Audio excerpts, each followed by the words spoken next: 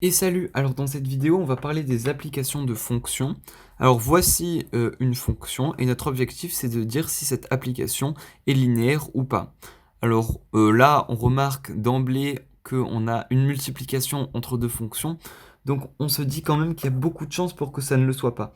Alors juste pour bien que vous compreniez, si on lit cette application, on a C de 0, 1. Alors ça veut dire quoi? Ça veut dire simplement que ce sont les fonctions qui sont continues entre 0 et 1, entre x égale 0 et entre x égale 1. C'est-à-dire qu'entre cet intervalle, les fonctions doivent être continues.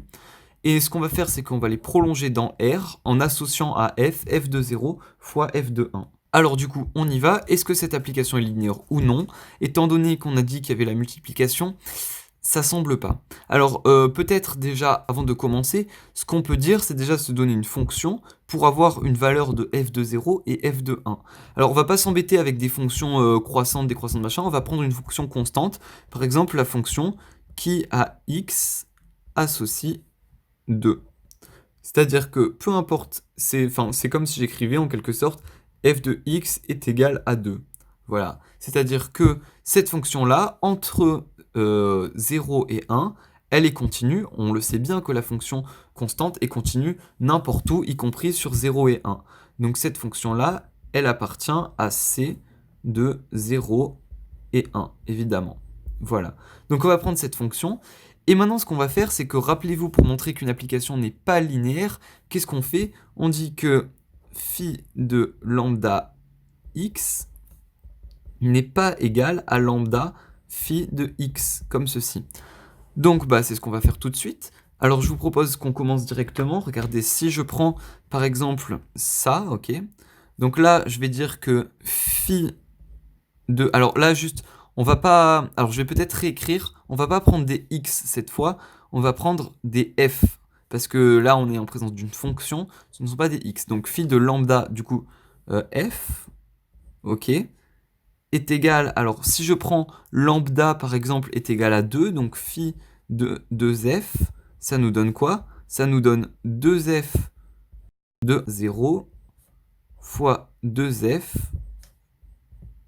de 1. En gros, c'est 2f de 0 fois 2f de 1. Donc 2f de 0, je peux l'écrire comme ça si vous voulez pour que ce soit plus clair. Et là, fois 2f de 1 comme ceci. Donc là, 2 fois f de 0, ça nous fait combien? Ça nous fait 4, parce qu'on avait dit que f de x était constante et elle valait 2 à chaque fois.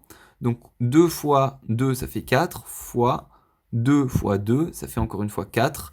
Et du coup, on va trouver à la fin 16. Voilà.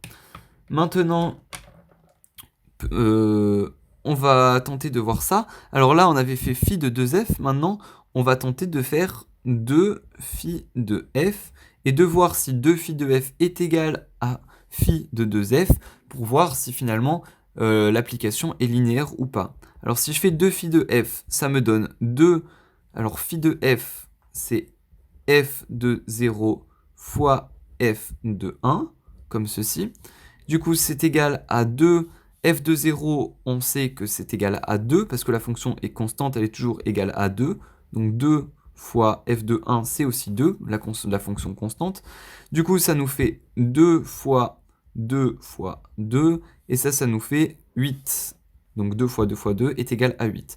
Donc du coup, là, on a montré que phi de lambda f n'était pas égal à lambda phi de f. Voilà, comme ceci, je m'étais trompé. Et du coup, ça implique que l'application n'est pas linéaire. Voilà, c'est aussi simple que ça. Donc si vous avez aimé, petit pouce bleu, ça fait plaisir. Des questions dans les commentaires et on se retrouve dans la prochaine vidéo pour parler de polynômes. Et cette fois-ci, l'application avec le polynôme sera linéaire. Comme ça nous permettra de balayer tous les cas. Du coup, à tout de suite.